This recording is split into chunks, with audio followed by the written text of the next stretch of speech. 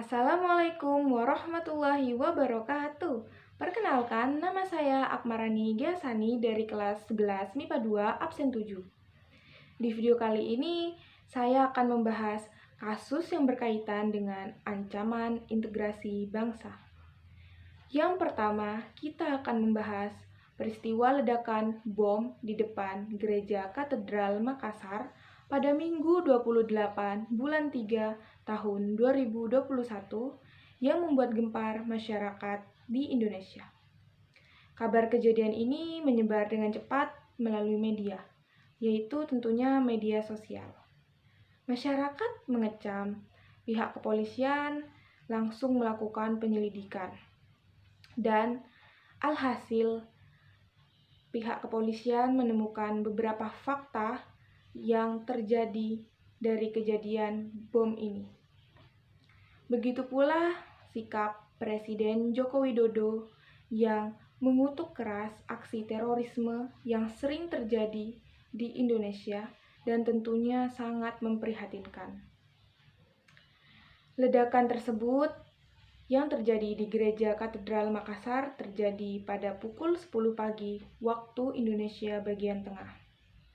Pastor Wilhelmus Tulak dari Gereja Katedral Makassar menuturkan ledakan terjadi sesaat setelah ibadah misa kedua digelar.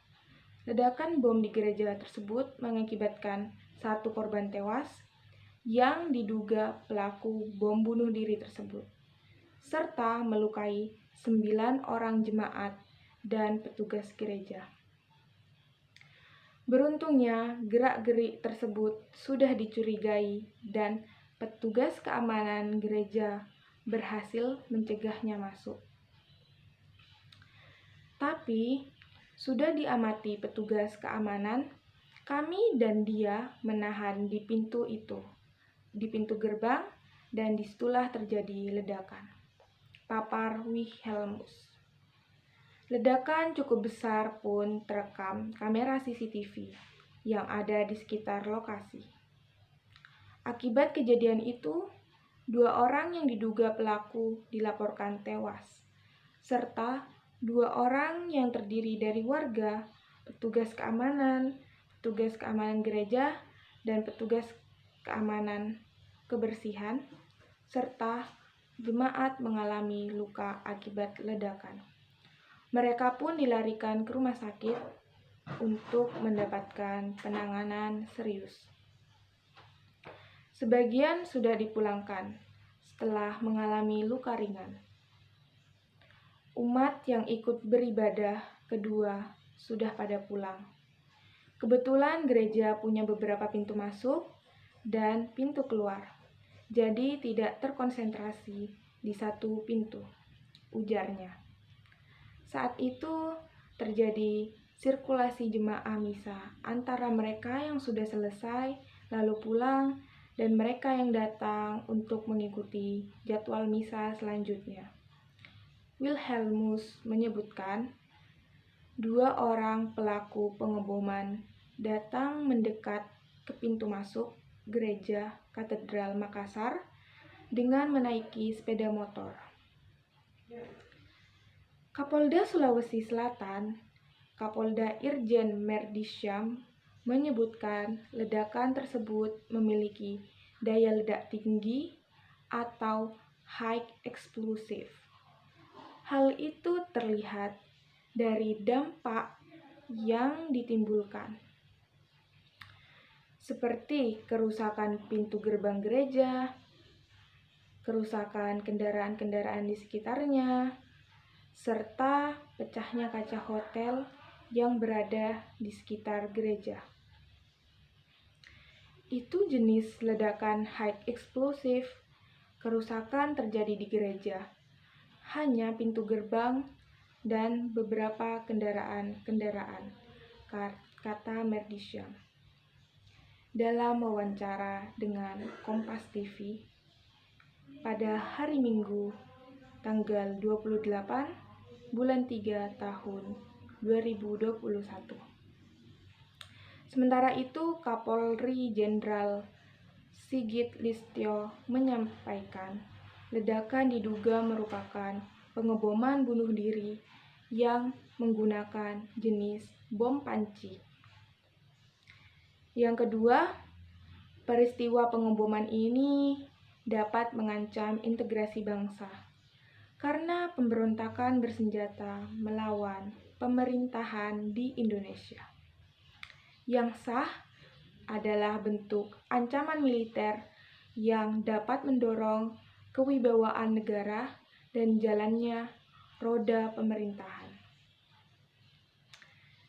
Yang ketiga, penyebab peristiwa itu terjadi adalah dilakukannya sebagai aksi balas dendam atas penangkapan puluhan yang terduga teroris oleh Densus 88 Anti Teror Polri yang diduga sebagai amalia atau aksi menjelang bulan Ramadan.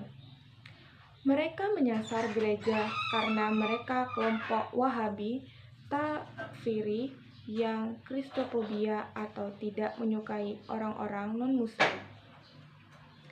Mereka menganggap bulan suci Ramadan adalah waktu yang tepat karena bulan-bulan inilah amal dilipat gandakan.